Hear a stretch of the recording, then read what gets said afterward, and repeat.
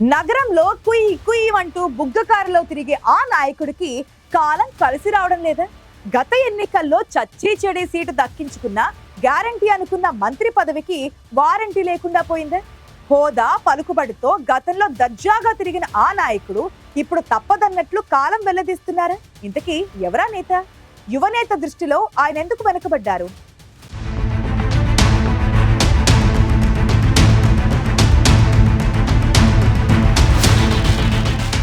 గంటా శ్రీనివాసరావు పరిచయం అవసరం లేని సీనియర్ పొలిటీషియన్. ఉమ్మడి విశాఖ జిల్లాలో తన ముద్రను వేసుకుని ఎమ్మెల్యేగా, ఎంపీగా, మంత్రిగా ఒక వెలుగు వెలిగిన లీడర్.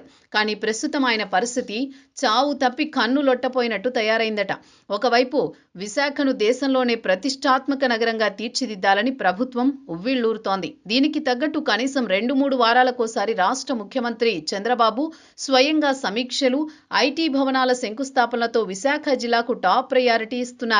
గంటా ప్రాతినిధ్యం వహిస్తున్న భీమిలి నియోజకవర్గం కూడా గ్రేటర్ విశాఖలో భాగమే. కానీ ఆయనకు ఆ ఆనందం లేకుండా పోతోందట.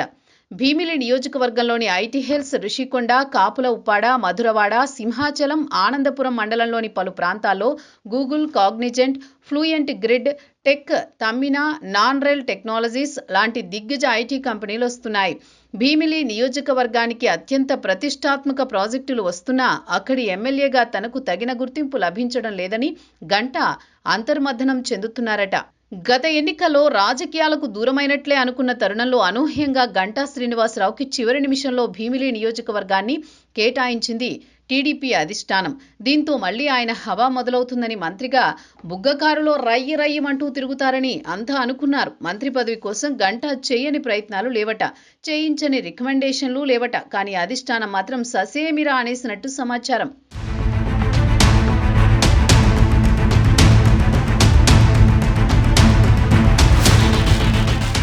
గంటా గ్రహఫలం ఎలా ఉందో గాని అధిష్టానం ఆయన్ని పూర్తిగా పక్కన పెట్టిందన్న ప్రచారం జోరుగా సాగుతోంది. ప్రచారం కాదు, నిజమే అని ఇటీవల కొన్ని సంఘటనలు కూడా రుజువు చేస్తున్నాయంటున్నారు ఆయన అనుచరులు. ఇటీవల పలు సందర్భాల్లో విశాఖ వచ్చిన ముఖ్యమంత్రి చంద్రబాబు, మంత్రి నారా లోకేష్ కూడా గంటాను పట్టించుకున్న పాపాన పోలేదట. ప్రోటోకాల్ ప్రకారం మొక్కుబడిగా కలిసొస్తున్నా గంటాకు మాత్రం మనసులో లేదట. అసలు గంటాకి పరిస్థితి ఎందుకు వచ్చిందనే అనుమానం ప్రతి ఒక్కరికి వస్తోంది.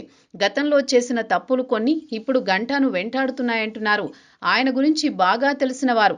పలు సందర్భాల్లో పార్టీలు మార్చడం ఒకటైతే, చంద్రబాబును అరెస్ట్ చేసినప్పుడు కనీసం నోరెత్తకపోవడం, అజ్ఞాతంలో ఉండి ఏం జరగనట్టు వ్యవహరించడం కూడా ఆయనకు మైనస్ అయ్యిందంటున్నారు. 2019 ఎన్నికల్లో గెలిచాక కూడా పార్టీతో అంటీ ముట్టనట్టే ఉన్నారు గంటా. ఓ దశలో వైసీపీలోకి వెళతారనే ప్రచారం కూడా జరిగింది.